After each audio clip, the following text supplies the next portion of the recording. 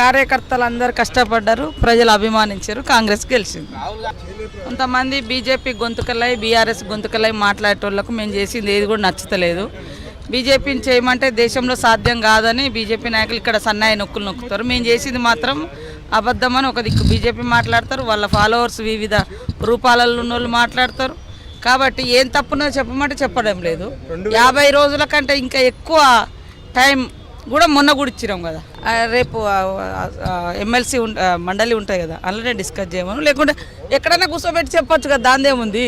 రాహుల్ గాంధీతో పోల్చుకునే అర్హత ఆయనకు లేదు ఆ రోజు.